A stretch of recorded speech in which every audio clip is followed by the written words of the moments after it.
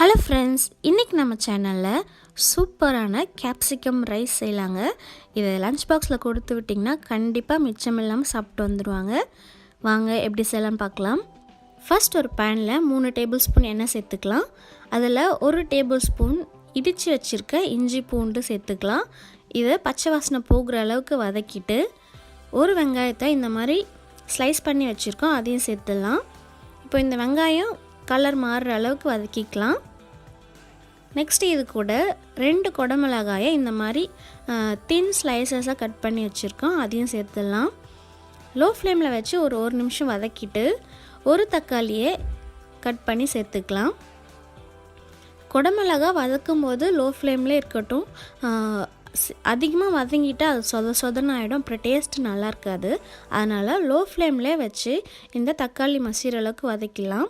இப்போ நெக்ஸ்ட்டு அந்த கேப்சிகம் ரைஸ்க்கு சேர்க்குறதுக்காக ஒரு மசாலா அரைக்கலாம். 1 டீஸ்பூன் கடலைப்பருப்பு, 2 டீஸ்பூன் கொத்தமல்லி, 1 டீஸ்பூன் உளுந்து, 1/2 டீஸ்பூன் ஜீரகம், காரத்துக்கு ஏற்ற மாதிரி காஞ்ச மிளகாய் சேர்த்துக்கலாம். நான் 2 சேர்க்குறேன். இப்போ இதெல்லாமே நல்லா மீடியம் ஃப்ளேமில் வாசனை வர அளவுக்கு வறுத்தா போதும். இதை ஆற விட்டு ஒரு பவுடர் மாதிரி எடுத்துகிட்டு வந்துடலாம். இப்போ பாருங்கள், தக்காளி நல்லா வதங்கிடுச்சு. இதில் 1/4 டீஸ்பூன் மஞ்சள் தூள் சேர்த்து ஒரு வாட்டி வதக்கிட்டுடலாம். இப்போ நம்ம வறுத்து வச்சுருந்தோம்ல, அதை அரைச்சிட்டு வந்து அந்த பவுடரும் சேர்த்துடலாம்.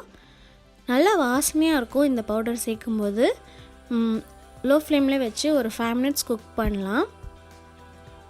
கொஞ்சமாக கருவேப்பிலை சேர்த்து ஒரு 2 மினிட்ஸ் லோ ஃப்ளேம்லேயே குக் பண்ணலாங்க. இந்த கேப்சிகம் ரொம்ப வதங்கக்கூடாது. இப்படி கட் பண்ணி பார்த்தா ஈஸியாக கட் ஆகாமல் கொஞ்சம் லைட்டாக ஹார்டாக ப்ரெஸ் பண்ணால் தான் கட் ஆகணும். அந்த அளவுக்கு க்ரன்ச்சியாக இருந்தால் தான் இந்த டேஸ்ட்டு நல்லாயிருக்கும்.